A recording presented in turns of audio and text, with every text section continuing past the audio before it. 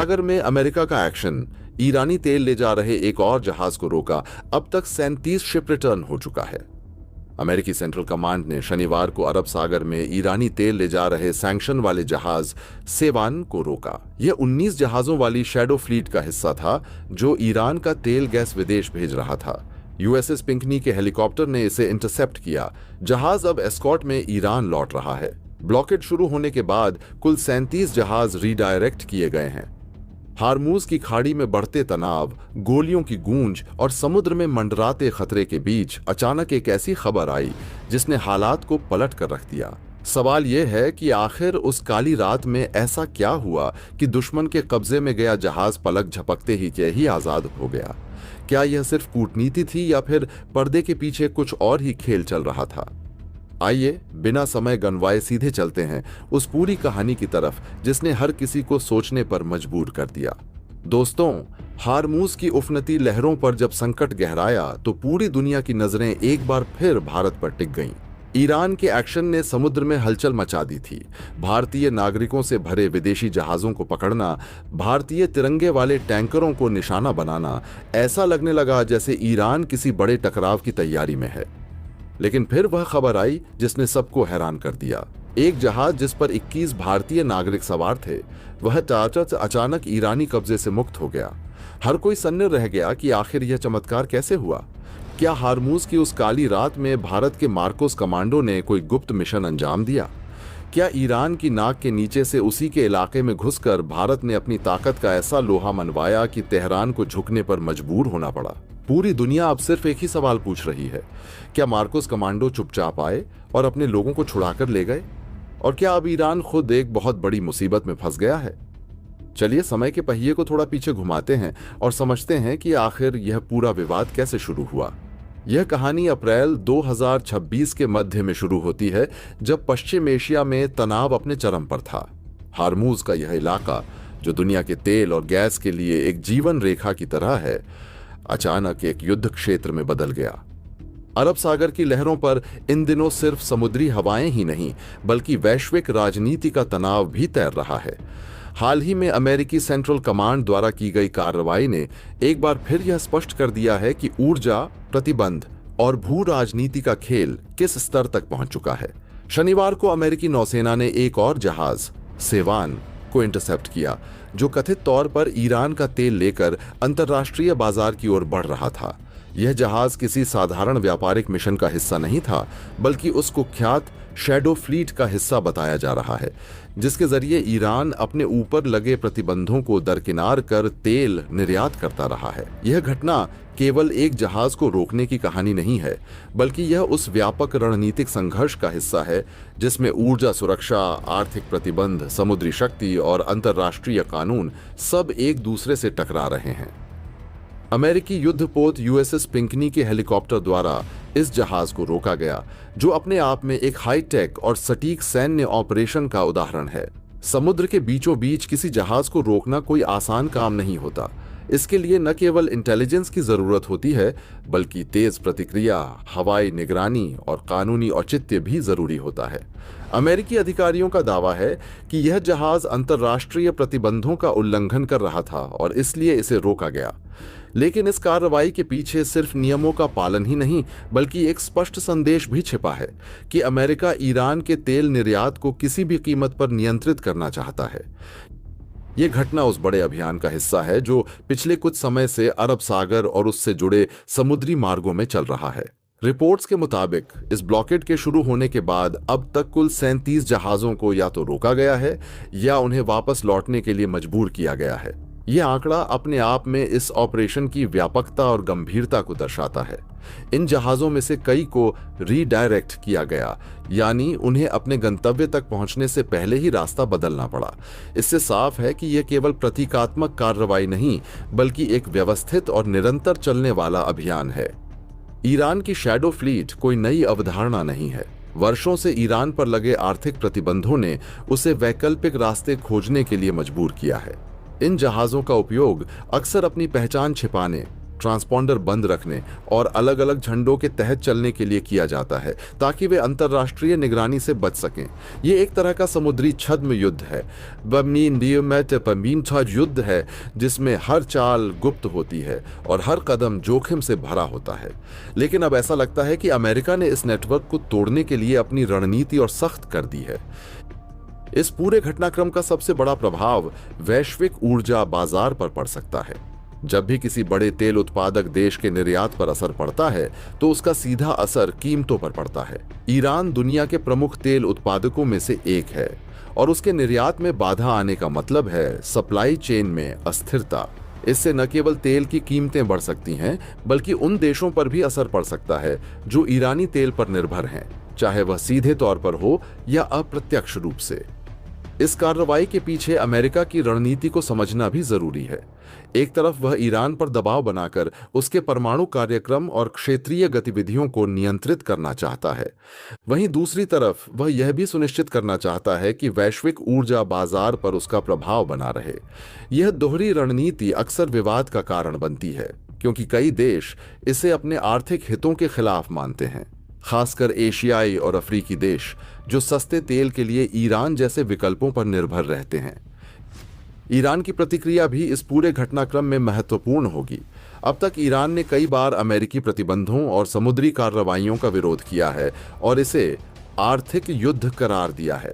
अगर इस तरह की कार्रवाइयां जारी रहती हैं तो यह तनाव और बढ़ सकता है, जो किसी बड़े टकराव का रूप भी ले सकता है। अरब सागर और फारस की खाड़ी पहले ही कई बार ऐसे तनावों के गवाह बन चुके हैं जहां छोटे छोटे घटनाक्रम बड़े संकट में बदल गए। इस पूरे परिदृश्य में अंतर्राष्ट्रीय कानून की भूमिका भी सवालों के घेरे में आती है। समुद्र में किसी जहाज को रोकना और उसे वापस भेजना एक संवेदनशील मुद्दा है क्योंकि यह संप्रभुता और व्यापार की स्वतंत्रता से जुड़ा होता है। अमेरिका का कहना है कि वह अंतर्राष्ट्रीय प्रतिबंधों को लागू कर रहा है, लेकिन आलोचकों का तर्क है कि यह एक तरफा कार्रवाई है जो वैश्विक नियमों को चुनौती देती है। अगर इस घटना को व्यापक दृष्टिकोण से देखा जाए तो यह केवल अमेरिका और ईरान के बीच का संघर्ष नहीं है, बल्कि यह उस बदलते वैश्विक व्यवस्था का संकेत है जहां आर्थिक प्रतिबंध, सैन्य शक्ति और तकनीकी निगरानी मिलकर नई तरह की भू राजनीति को जन्म दे रहे हैं। समुद्र, जो कभी केवल व्यापार और यात्रा का माध्यम था, अब रणनीतिक प्रतिस्पर्धा का मैदान बन चुका है। इन 37 जहाजों का रुकना या लौटना केवल आंकड़े नहीं हैं, ये उन हजारों लोगों, कंपनियों और देशों की कहानियां हैं जो इस वैश्विक संघर्ष से प्रभावित हो रहे हैं। हर जहाज के पीछे एक सप्लाई चेन होती है, एक बाजार होता है और कई आर्थिक हित जुड़े होते हैं। जब ये जहाज रुकते हैं तो सिर्फ तेल की खेप नहीं रुकती, बल्कि कई देशों की आर्थिक गति भी धीमी पड़ जाती है। आने वाले समय में यह देखना दिलचस्प होगा कि यह अभियान किस दिशा में जाता है। क्या अमेरिका अपनी कार्रवाई और तेज करेगा? क्या ईरान कोई जवाबी कदम उठाएगा? और सबसे महत्वपूर्ण, क्या यह तनाव किसी बड़े सैन्य टकराव में बदल सकता है या फिर कूटनीति के जरिए इसका समाधान निकलेगा?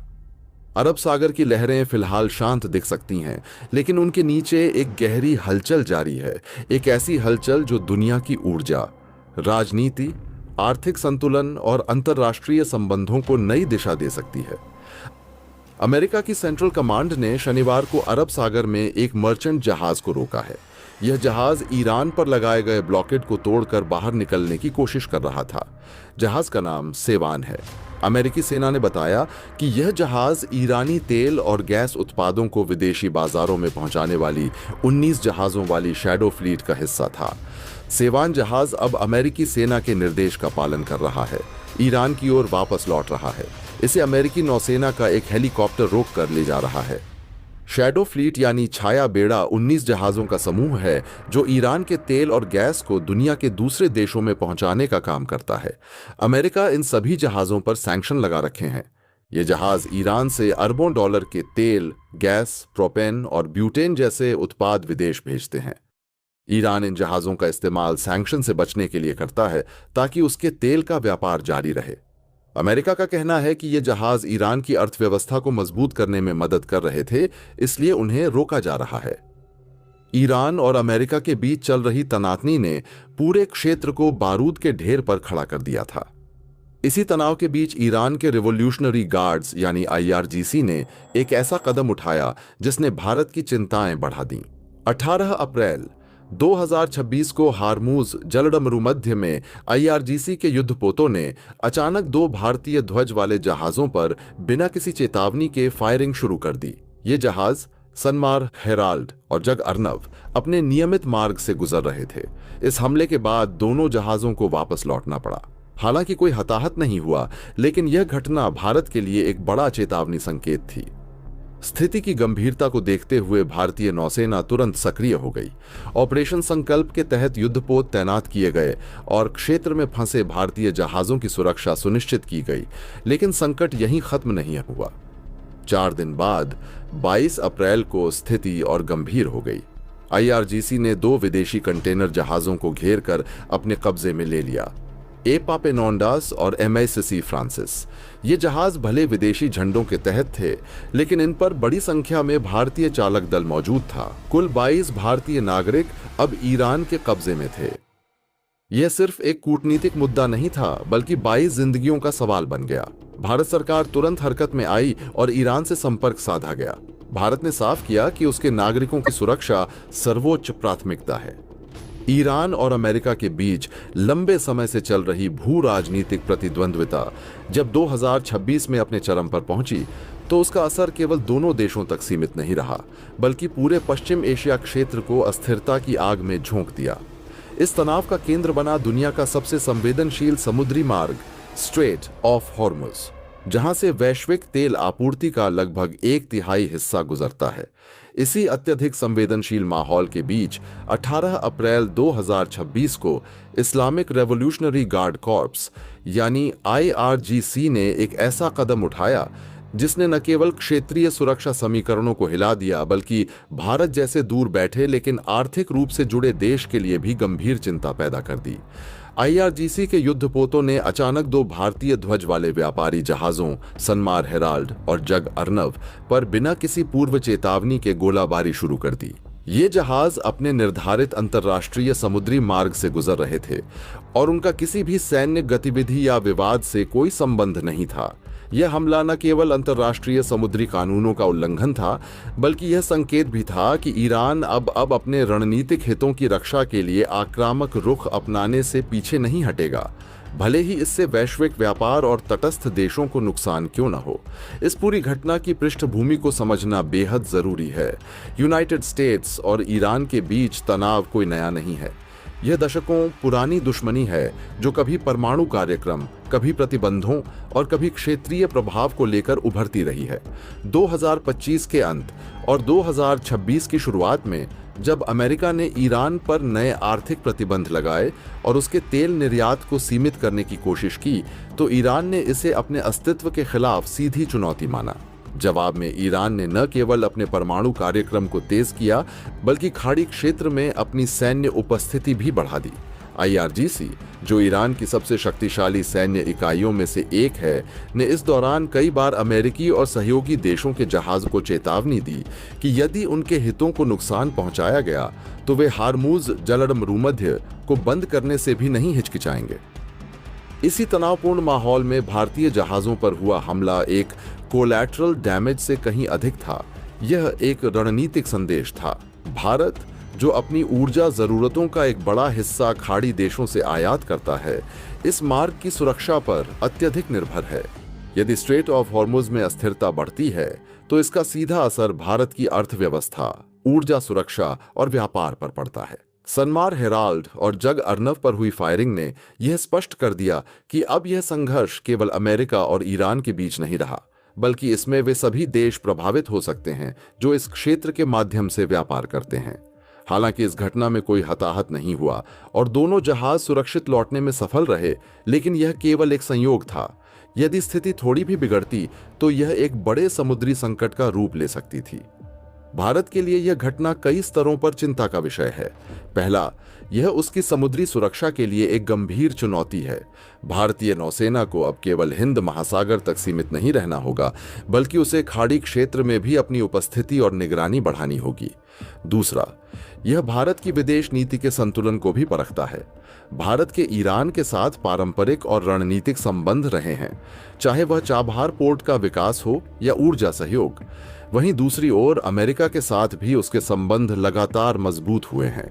ऐसे में इस तरह की घटना भारत को एक कठिन कूटनीतिक स्थिति में डाल देती है, जहां उसे दोनों पक्षों के बीच संतुलन बनाना पड़ता है। इस घटना के बाद भारत सरकार ने कड़ा विरोध दर्ज कराया और ईरान से स्पष्टीकरण मांगा। साथ ही भारतीय नौसेना को अलर्ट पर रखा गया और खाड़ी क्षेत्र में भारतीय जहाजों की सुरक्षा के लिए अतिरिक्त उपाय किए गए। लेकिन सवाल यह है कि क्या केवल कूटनीतिक विरोध और सैन्य सतर्कता इस समस्या का समाधान है? वास्तविकता यह है कि जब तक ईरान और यूनाइटेड स्टेट्स के बीच तनाव बना रहेगा, तब तक इस तरह की घटनाओं की संभावना बनी रहेगी और हर बार इसका खामियाजा उन देशों को भुगतना पड़ेगा जो इस संघर्ष का हिस्सा नहीं है, लेकिन इसके प्रभाव से बच नहीं सकते। इस पूरी स्थिति में सबसे बड़ा खतरा मिसकैलकुलेशन का है, यानी एक छोटी सी घटना का बड़े युद्ध में बदल जाना।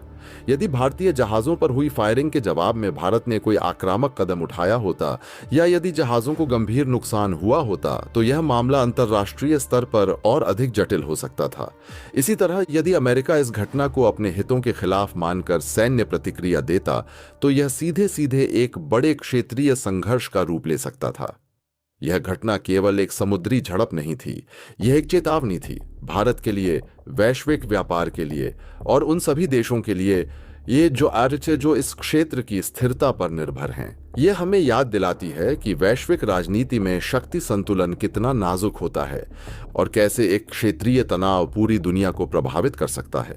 भारत को अब केवल एक दर्शक बने रहने की बजाय सक्रिय रणनीतिक भूमिका निभानी होगी, चाहे वह समुद्री सुरक्षा हो, कूटनीतिक पहल हो या ऊर्जा स्रोतों का विविधीकरण, क्योंकि आने वाले समय में इस तरह की घटनाएं केवल अपवाद नहीं बल्कि एक नई सामान्य स्थिति बन सकती हैं और जो देश इसके लिए तैयार नहीं होंगे उन्हें इसकी भारी कीमत चुकानी पड़ेगी। फिर अचानक एक ऐसा मोड़ आया जिसने सबको चौंका दिया। यूफोरिया नाम का जहाज, जिस पर 21 भारतीय सवार थे, अचानक रिहा कर दिया गया। भारत सरकार ने पुष्टि की कि सभी 21 भारतीय सुरक्षित हैं और घर लौट रहे हैं। जहाज सुरक्षित रूप से ओमान और यूएई के तट के पास पहुंच गया। लेकिन इस रिहाई ने कई सवाल खड़े कर दिए। क्या यह सिर्फ कूटनीति का नतीजा था या इसके पीछे कोई गुप्त ऑपरेशन था? क्या मार्कोस कमांडो ने कोई अदृश्य मिशन अंजाम दिया? मार्कोस भारतीय नौसेना की विशेष कमांडो यूनिट, गुप्त ऑपरेशनों और बंधक बचाव मिशनों में माहिर मानी जाती है। यूफोरिया की रिहाई ने इस बात को और हवा दी कि शायद पर्दे के पीछे कुछ बड़ा हुआ है। हालांकि 21 भारतीयों की रिहाई राहत लेकर आई, लेकिन एक कड़वी सच्चाई सामने आई। एक भारतीय नागरिक अभी भी ईरान के कब्जे में था। वह एपापेनोंडास जहाज पर सवार था, जो अब भी ईरानी नियंत्रण में है। अब भारत की पूरी कूटनीतिक मशीनरी उस एक भारतीय की रिहाई में जुट गई है। यह भारत की कूटनीति और रणनीतिक क्षमता की असली परीक्षा बन गई है। इस पूरे घटनाक्रम ने एक और बात साफ कर दी। ईरान खुद एक मुश्किल स्थिति में फंस गया है। उसने जिस आक्रामकता से जहाजों को कब्जे में लिया, उसने भारत जैसे महत्वपूर्ण देश को नाराज कर दिया। अब उसे एक साथ कई मोर्चों पर दबाव झेलना पड़ रहा है। यूफोरिया की रिहाई ने दुनिया को एक स्पष्ट संदेश दिया है कि भारत अपने नागरिकों को संकट में अकेला नहीं छोड़ता। चाहे वह कूटनीति हो या सैन्य क्षमता, भारत हर स्तर पर सक्रिय है। अब पूरी दुनिया की नजरें इस बात पर टिकी हैं कि क्या भारत उस आखिरी फंसे हुए नागरिक को भी सुरक्षित वापस ला पाएगा, और क्या हार्मूज में यह तनाव आने वाले दिनों में और बढ़ेगा या फिर कोई नया समाधान सामने आएगा। 21 भारतीयों की रिहाई ने जहां एक तरफ राहत की सांस दी, वहीं इस पूरे घटनाक्रम ने एक गहरी और असहज सच्चाई को उजागर कर दिया। एक भारतीय नागरिक अब भी ईरान के कब्जे में फंसा हुआ है। यह व्यक्ति एपापेनोंडास नामक जहाज पर सवार था, जो अभी भी ईरानी नियंत्रण में है, और इसी वजह से यह मामला केवल एक मानवीय संकट नहीं बल्कि एक जटिल कूटनीतिक और रणनीतिक चुनौती बन चुका है। भारत के लिए यह स्थिति किसी एक नागरिक की सुरक्षा तक सीमित नहीं है, बल्कि यह उसकी वैश्विक छवि, उसकी कूटनीतिक ताकत और उसके नागरिकों के प्रति उसकी प्रतिबद्धता की परीक्षा बन चुकी है। जैसे ही यूफोरिया जहाज से भारतीयों की सुरक्षित रिहाई हुई, वैसे ही भारत की पूरी कूटनीतिक मशीनरी उस आखिरी फंसे हुए नागरिक को वापस लाने के लिए सक्रिय हो गई। विदेश मंत्रालय से लेकर सुरक्षा एजेंसियों तक हर स्तर पर रणनीति बनाई जा रही है, संवाद स्थापित किए जा रहे हैं और दबाव के हर संभव तरीके को आजमाया जा रहा है। यह पूरा घटनाक्रम उस समय सामने आया है जब हार्मुज जलडमरूमध्य पहले से ही वैश्विक तनाव का केंद्र बना हुआ है। दुनिया का एक बड़ा हिस्सा इस समुद्री मार्ग पर निर्भर करता है जहां से तेल और गैस की आपूर्ति होती है, और ऐसे में ईरान द्वारा जहाजों को कब्जे में लेना न केवल क्षेत्रीय बल्कि वैश्विक स्तर पर चिंता का विषय बन गया है। भारत, जो ऊर्जा आवश्यकताओं के लिए इस क्षेत्र पर काफी हद तक निर्भर है, इस स्थिति को बेहद गंभीरता से देख रहा है। एक ओर उसे अपने नागरिकों की सुरक्षा सुनिश्चित करनी है, तो दूसरी ओर उसे अपने आर्थिक और रणनीतिक हितों की रक्षा भी करनी है। ईरान के लिए भी यह स्थिति उतनी ही जटिल हो गई है। जिस आक्रामकता के साथ उसने जहाजों को कब्जे में लिया ने उसे अंतर्राष्ट्रीय मंच पर एक कठिन स्थिति में डाल दिया है। भारत जैसे बड़े और महत्वपूर्ण देश को नाराज करना उसके लिए आसान निर्णय नहीं हो सकता, खासकर तब जब दोनों देशों के बीच ऐतिहासिक और आर्थिक संबंध लंबे समय से मजबूत रहे हैं। भारत और ईरान के बीच ऊर्जा, व्यापार और क्षेत्रीय सहयोग के कई आयाम हैं, और ऐसे में यह टकराव दोनों देशों के रिश्तों में एक नई चुनौती पैदा कर रहा है। ईरान अब एक ऐसे मोड़ पर खड़ा है जहां उसे अपनी रणनीति पर पुनर्विचार करना पड़ सकता है। दोस्तों, आपकी क्या राय है? कमेंट बॉक्स में जरूर से बताएं, और साथ ही चैनल को सब्सक्राइब करना ना भूलें। आपके एक सब्सक्राइब से हमारी काफी बड़ी मदद होती है। जय हिंद।